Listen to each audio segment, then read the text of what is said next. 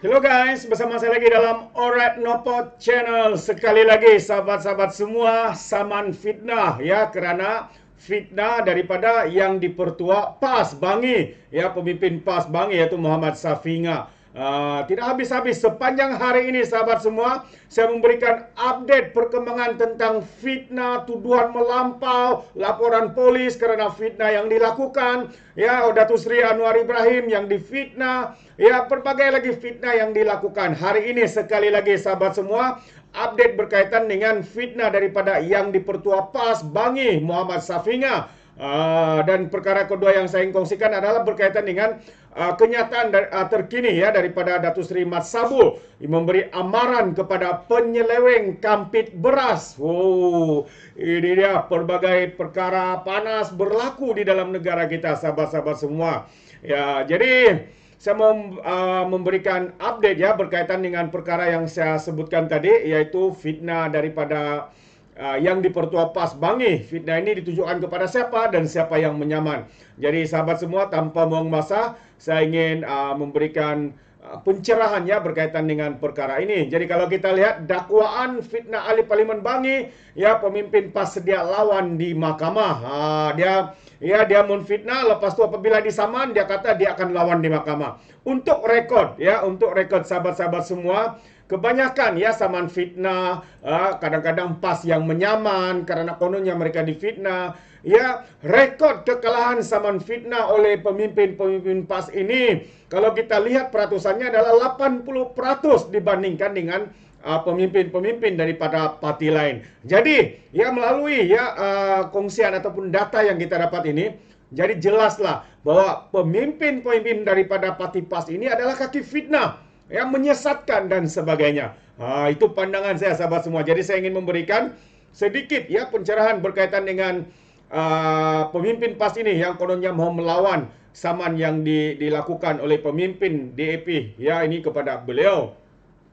Katanya dia akan menjawab ya tuntutan saman yang dikemukakan ahli Parlimen Bangi Sarezan Johan berhubung dakwaan kenyataan fitnah. Safi mengesahkan menerima writ saman yang telah difailkan Sarezan di mahkamah. Katanya kita lawan di mahkamah katanya. InsyaAllah hari ini baru berkesempatan jumpa peguam setelah bergelumung dengan kempen selama 2 minggu tanpa henti. InsyaAllah katanya lagi saya akan jawab satu persatu. Berisia waktu yang cukup, ini perhitungan melibatkan ideologi PAS dan DAP. Selagi nyawa di kandung badan, saya lawan sampai mati katanya. Katanya dalam satu kenyataan di Facebook. Ini kenyataan ya daripada yang dipertua PAS di Bangi. Saya masih ingat satu kenyataan daripada yang dipertua pemimpin PAS Perak ya, apabila Datuk Seri Anwar Ibrahim menyaman beliau kerana juga ia mengeluarkan fitnah yang katanya Datuk Seri Anwar Ibrahim ini menyokong LGBT, menyokong komunis dan sebagainya.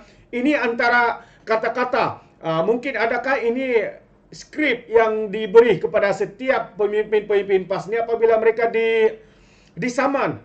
Katanya selagi nyawa di kandung badan saya lawan sampai mati katanya. Dia tidak akan memperjudikan ya perjuangan agama. Itu yang dinyatakan oleh pemimpin PAS ya daripada yang dipertua negeri Perak, yang dipertua negeri ya di PAS ya, itu yang dia katakan. Akhirnya apabila mahkamah mendapati dia telah bersalah kerana menfitnah Datuk Seri Anwar Ibrahim, apa yang dia buat? Kalau sebelum ini selagi nyawa di kandung badan lawan sampai mati katanya. Akhirnya apa yang dibuat? Dia merayu kepada Datuk Seri Anwar Ibrahim memohon maaf agar saman fitnah itu tidak diteruskan. Syukurlah ya kita mempunyai sosok tubuh Perdana Menteri seperti Datuk Seri Anwar Ibrahim, seorang yang pemaaf ya. Kalau tidak sebenarnya rakyat mau untuk diteruskan saman ya. Kalau perkara ini sekali lagi yang dipertua Bangi ini menyatakan perkara yang sama, kita mengharapkan ya kalaupun dia meminta maaf di mahkamah selepas disahkan bersalah kerana menfitnah, kita nasihatkan kepada ahli Parlimen Bangi ini yaitu YB Sarezan supaya tidak menerima permohonan maaf itu dan meneruskan saman fitnah kepada lebay-lebay ini.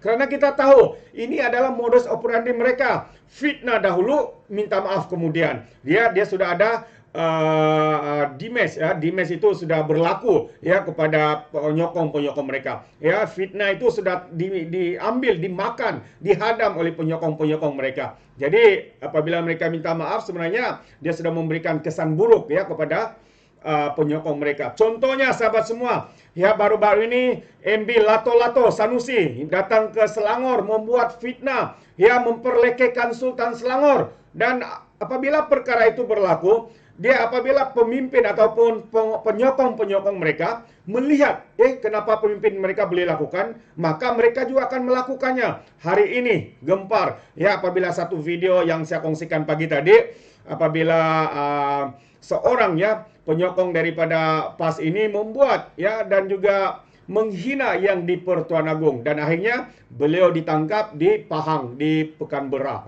Parlimen Beras. Nah, inilah yang saya katakan sahabat-sahabat semua. Inilah yang dilakukan oleh mereka. Minta maaf, fitnah dahulu, lepas itu minta maaf. Jadi Julai lalu Sarisan memberi tempo 48 jam kepada Safinga untuk memohon maaf dan membayar pampasan susulan kenyataan fitnah dibuat. Kata Safi, yang juga bekas adun bangi, membuat kenyataan beberapa fitnah terhadapnya dalam dua majlis. Dua majlis Perikatan Nasional diadakan pada Oktober 2022 dan awal bulan ini yang turut disiarkan di media sosial selain mendapat liputan media. Bagaimanapun pada 5 Agustus, Sarisan memaklumkan telah memfailkan risaman di Mahkamah Tinggi Kuala Lumpur pada 27 Julai selepas Safi didapati gagal memenuhi tuntutannya sebelum ini.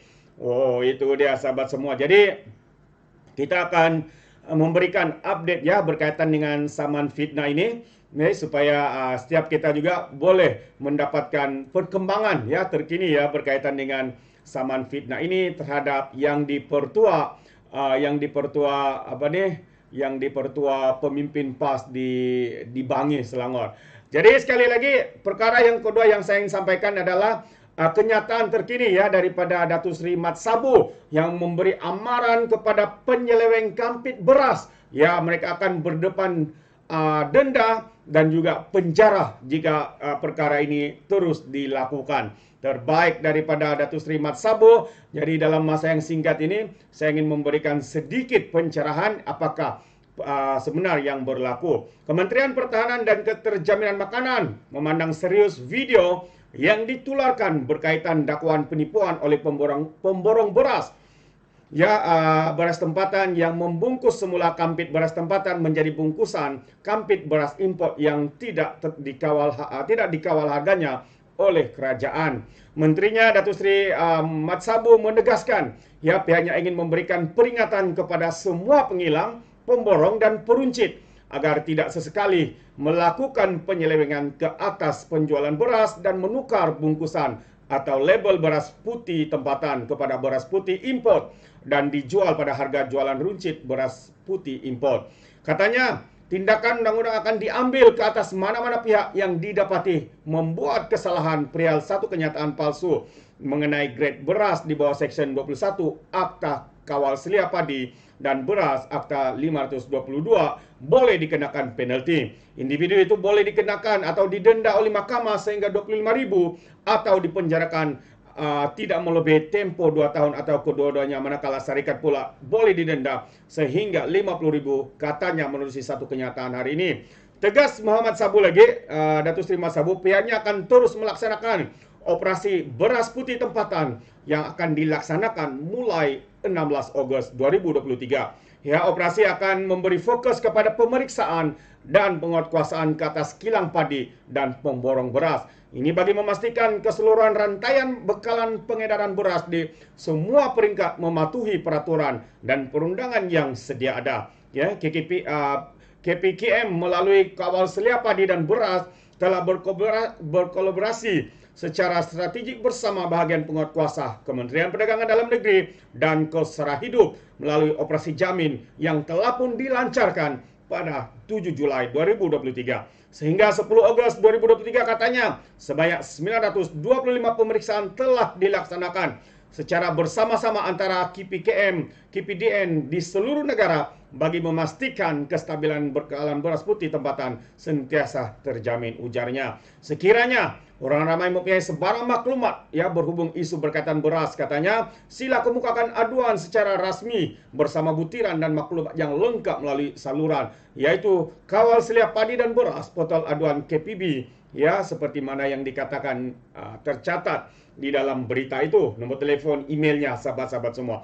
Jadi terima kasih. Ini dia apa yang saya kongsikan. Yang pertama tadi berkaitan dengan saman fitnah ahli parlimen DAP, yaitu Sarizan Johan, yang menyaman yang dipertua PAS Bangi Muhammad Safi kerana membuat fitnah terhadap beliau. Dan yang kedua tadi adalah amaran daripada Datuk Seri Anwar Ibrahim kepada penyeleweng kampit beras. Jadi terima kasih sahabat semua, sampai di sini saja. Izinkan saya untuk mengundurkan diri. Tapi sebelum itu, sekiranya Anda juga mau berikan sebarang komen, Anda boleh berikan komen dalam ruangan komen. Tapi ingat, komen dengan cara berhemat, jangan menjadi seperti Walon-Walontit, lebay-lebay dan juga geng sapu bersih, termasuk juga GTA, geng takut Anwar. Apabila mereka memberikan komen penuh dengan hasutan, kebencian dan juga fitnah melampau. Sepertinya mereka tidak punya otak, mungkin karena otak mereka tertinggal di atas Gunung Everest. Terima kasih, sampai di sini saja. Izinkan saya untuk mengundurkan diri, dan seperti biasa,